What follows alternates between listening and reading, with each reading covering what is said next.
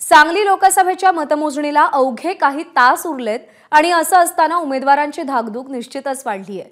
अशावेळी प्रचारानंतर सांगली लोकसभेचे अपक्ष उमेदवार असलेले विशाल पाटील आज कुटुंबियांसोबत आणि आपल्या मुलीला वेळ देताना दिसतायत। तसंच आपल्याला निकालाबाबत कोणतीही धाकधूक नाही असं विशाल पाटील यांनी म्हटलंय। त्यांच्याशी बातचीत केली आहे कुलदीप माने यांनी। अपक्ष उमेदवार विशाल पाटील सध्या काय करतायत हे आपण जाणून घेणार आहोत। आपल्यासोबत विशाल आहेत। सुरुवात कशी झाली दिवसाची? नाही, आता हे मतदान झालेल्या दुसऱ्या दिवशीपासून नेहमीचं दिनचर्या पुन्हा सुरू झालं। नेहमीप्रमाणे कामात होतो। लग्नाच्या काही चांगले मुहूर्त असल्यामुळे भरपूर लग्न होती, कार्यकर्ते भेटायला येत होते, गाव भेटी चालू होत्या, मयत भेटी चालू होत्या, काही प्रश्न मतदारसंघाचे मोठे प्रश्न निर्माण झाले होते, त्यासाठी पाठपुरावा करणं गरजेचं होतं। जे मतदान झाल्या दुसऱ्या दिवशीपासून पुन्हा पूर्ण तयारीनं आपण कामाला लागलेलो आहे। निकालाची काळजी नाही आहे, म्हणून आपण काम करू शकतो। काहीशी वाटते कारण एकतर अपक्ष उमेदवारी होती।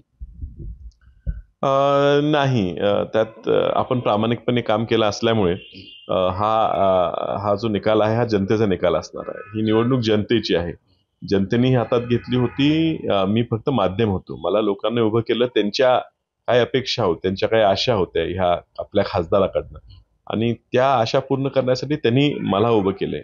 त्यामुळे मला थोडी सुद्धा धाकधूक ह्या निकालाबद्दल नाही आहे। सकाळपासून आज तुम्ही कुटुंबासोबत तुमच्या 2 कन्यासोबत खेळताना दिसताय।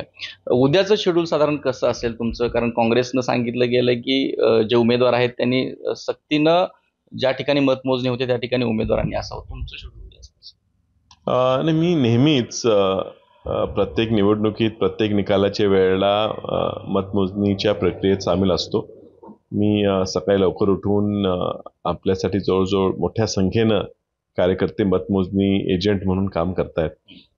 त्यांनी आपल्यासाठी एवढं राबतात, त्यांच्याबरोबर आपणही उभारणं गरजेचं आहे। त्यामुळे सकाळपासून उद्या मी त्याच कामात राहणार आहे।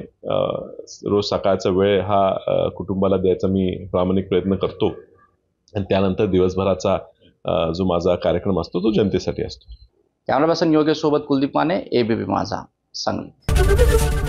एबीपी माझा, उघडा डोळे बघा नीट।